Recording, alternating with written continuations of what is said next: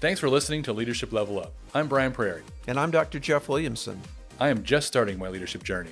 And I've been guiding leaders for 30 years. Our podcast aims to shine a spotlight on outstanding leaders and provide a platform for them to describe their leadership journey and share the guiding principles that have helped them become great leaders.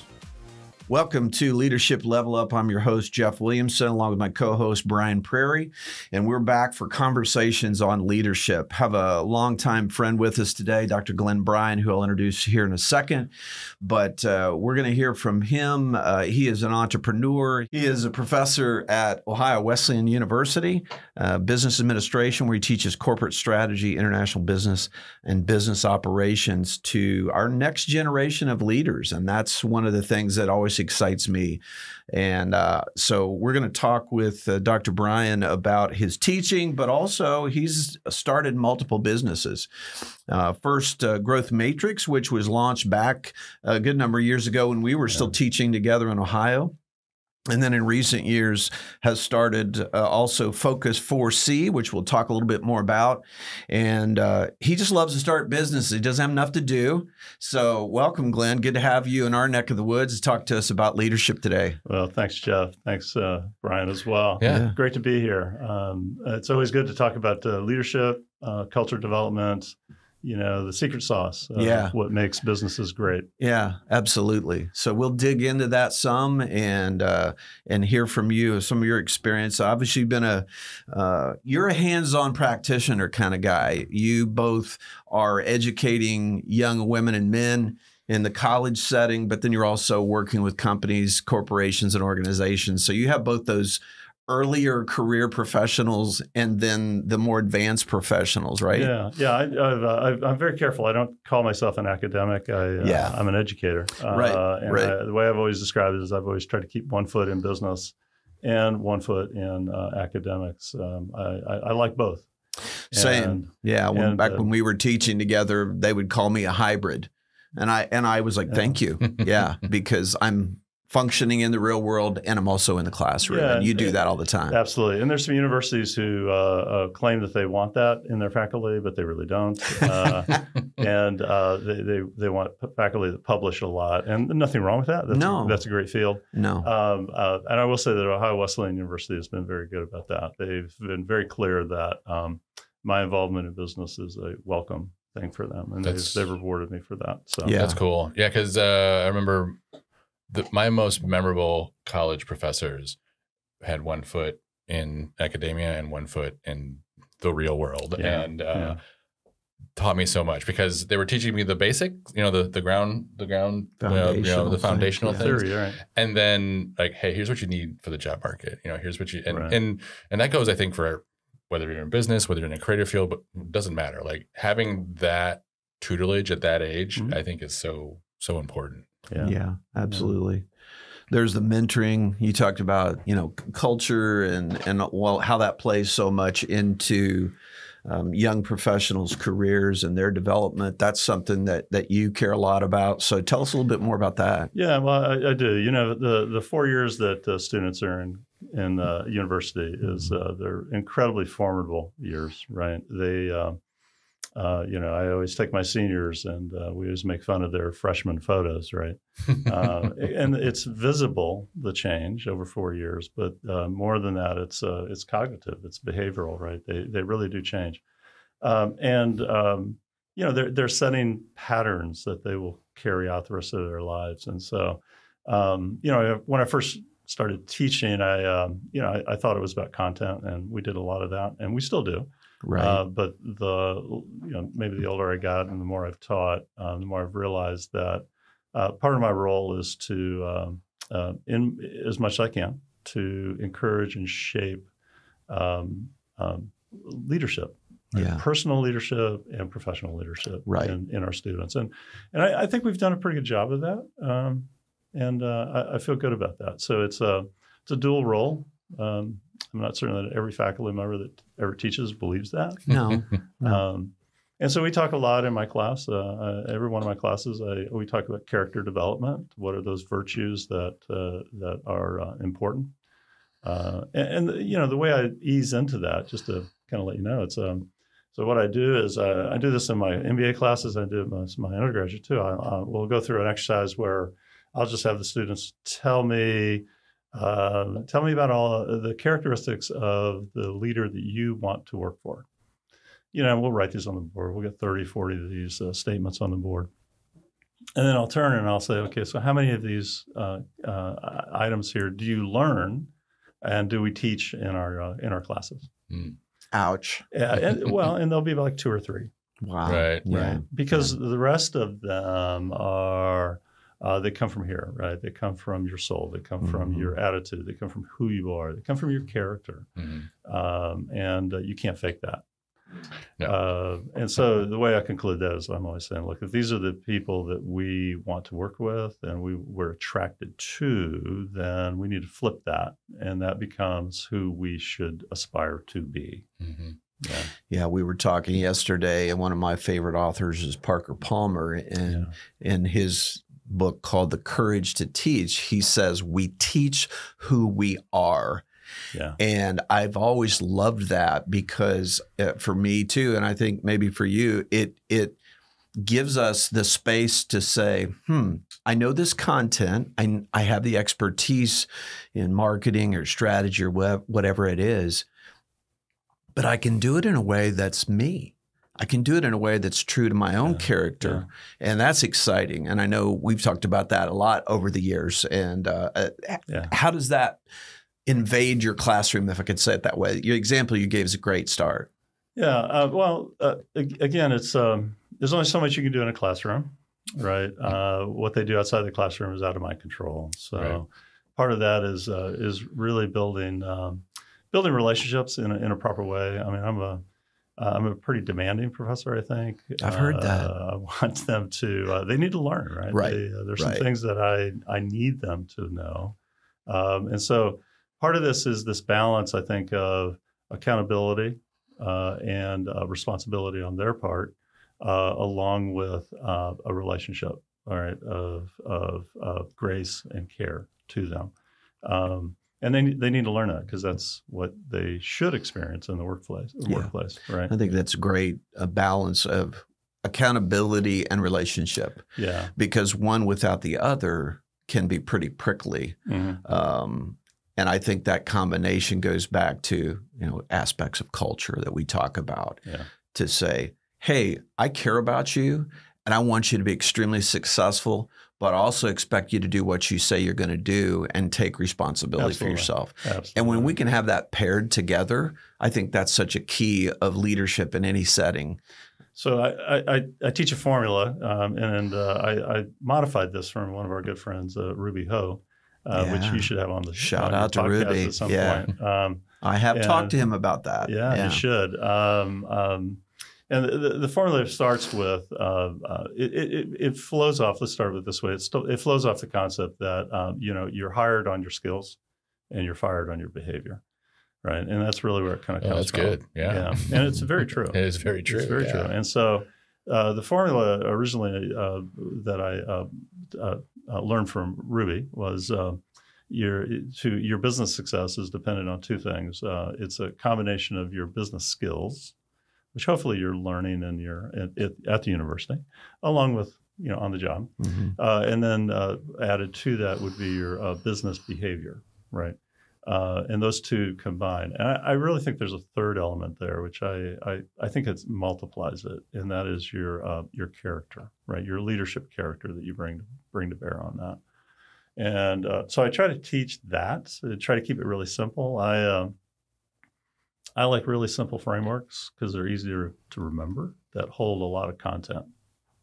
And that's one of the things I'm trying to do is get them to understand that. How's that going? Getting them to understand well, that? You win and you lose. You win and you lose. I think most students, it's interesting, this generation today, when you talk to them about these are really virtues that we're talking about, right? I don't usually use that word. I use character. But when you talk to them about these character virtues, you get a lot of head bobbing, right? They get it. They get it. I'm not certain that they see it, right, in practice all the time. but they get it. And it fits into a lot of the conversations that young people are having, where they're talking about transparency, sustainability, all these buzzwords, right, that we have nowadays. And the problem is when you start talking to them about it, they really don't know what that means, right? The question is, how do you execute that? Yeah. Right. Yeah. It's one thing to say it and this is what I want. The other question though is, well, how do you execute that? Mm-hmm. And so I think this is where we get back to these practices, right? Mm-hmm. Of character, because leadership character dictates the culture of the organization. I never wanted to believe that, but it is true. Mm-hmm. It's very true. I mean, watch an organization when the leadership changes. Oh, for sure. Over the next 2 years, that culture will transform if you're not careful. And the reason why I sort of landed this, one of the authors that I read a lot of when I was young was Jim Collins, Good to Great, and several other books. People of our age, right, Jeff? We read Jim Collins all the time, and unfortunately, our students nowadays don't read Jim Collins anymore. And so I bring Collins into my classes all the time because I think he got us pretty close to this, right? So he talks about his level 5 leadership concept. And I use that pretty extensively because the level 5 leader would be, has all the skills. It's a pyramid, so it's all the skills, personal, team, right, management skills. But then at the very top, it's this idea of a determined will.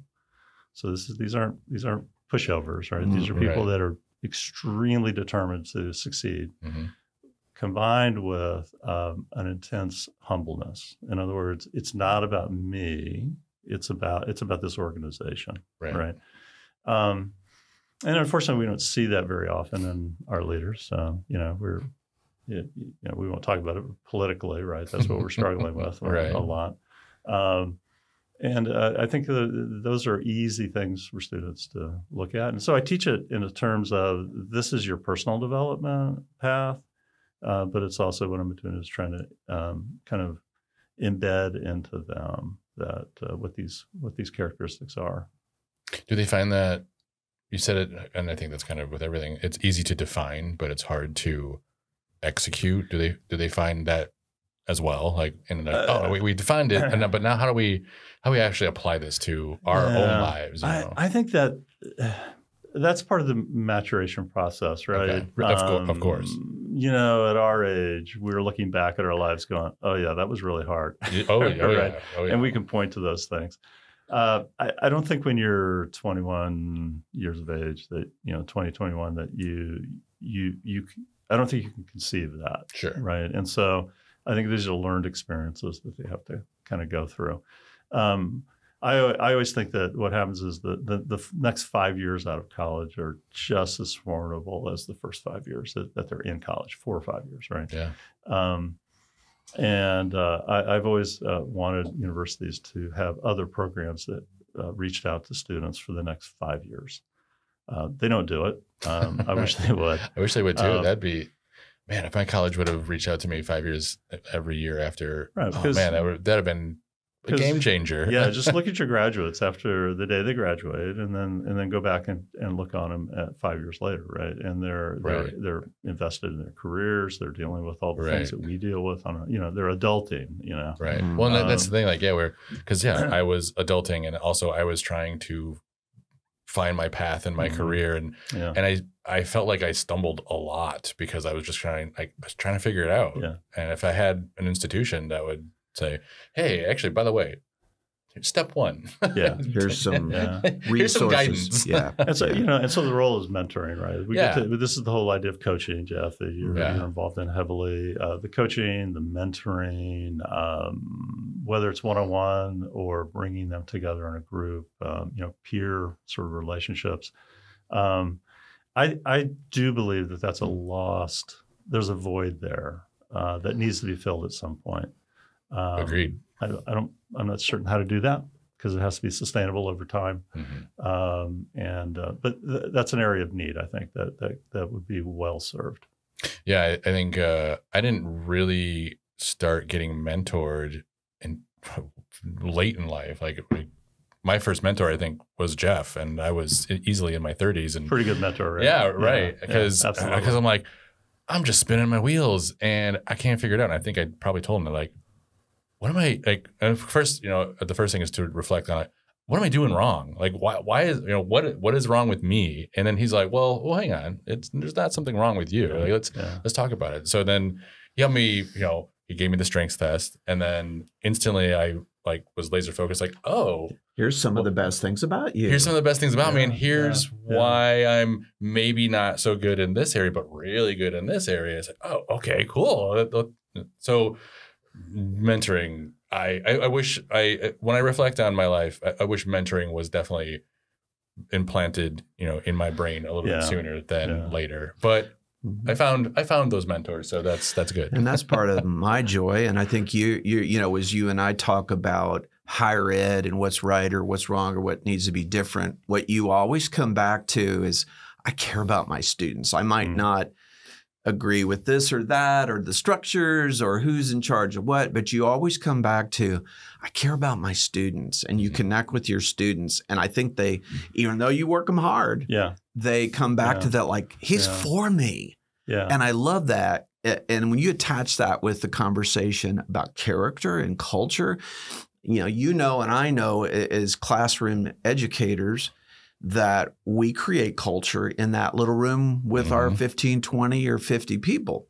And so I wanted to make that connection because I know you're doing some really great work with the Central Ohio Better Business Bureau and their Center for Character Ethics. Yes. And one of the things that you founded is called Focus 4C, which is kind of a joint venture with them. So in the 3 or 4 minutes we have left, I'd love to have you talk a little bit more about that piece and how culture and character really integrates into all of this. Yeah, so the whole idea of character development has been at the heart of the Central Ohio Better Business Bureau, and they do it through their separate nonprofit called the Center for Character Ethics. And so I've been a part of that group for a long time. There's a need to develop educational type of programming. They reached out to me, and what I did is I created basically another brand, another organization called Focus 4C, and we're right on the verge of launching that. And the focus of that are the 4 C's, right? And so the 4 C's are character, culture, customers, and community. I love that. I like that a lot. The idea with that is, and I won't go into depth. We're going to be building this out in our programming. But character leads to leadership trust, right?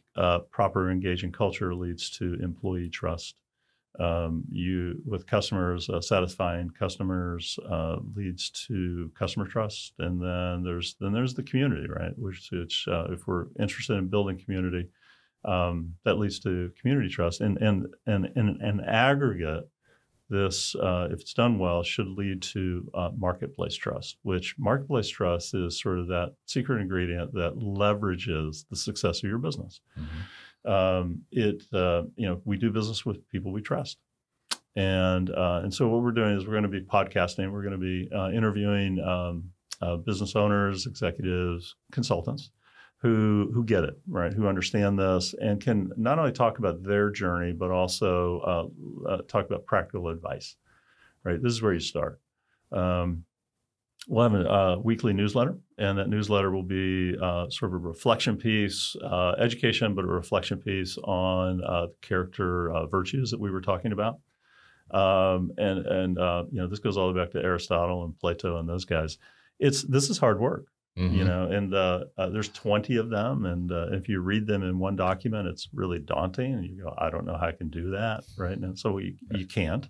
The idea is that you nibble away at them, right? And so this weekly newsletter is going to be just simply, hey, take a few minutes and think about this, right? How does this apply to your personal life? How does it apply to your business?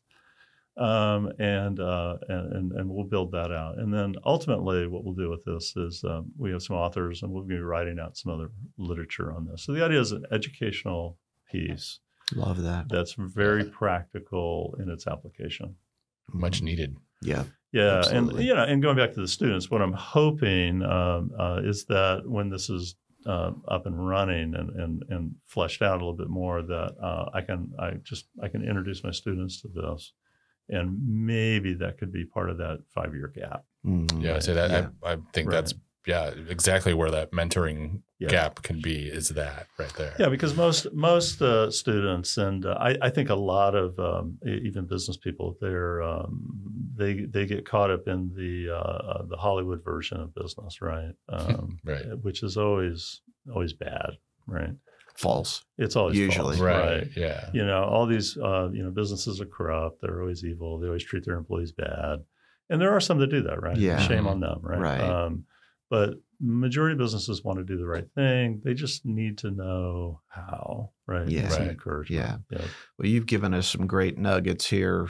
We're always amazed how quickly our time goes, but we'll look forward to hearing more from you down the road. Absolutely. And having continued conversation. So thanks, Glenn, for being here with us today on Leadership Level Up. It's great to have you. Thanks, Glenn. Thanks, Jeff and Brian. Appreciate it. Yeah. Great to be here.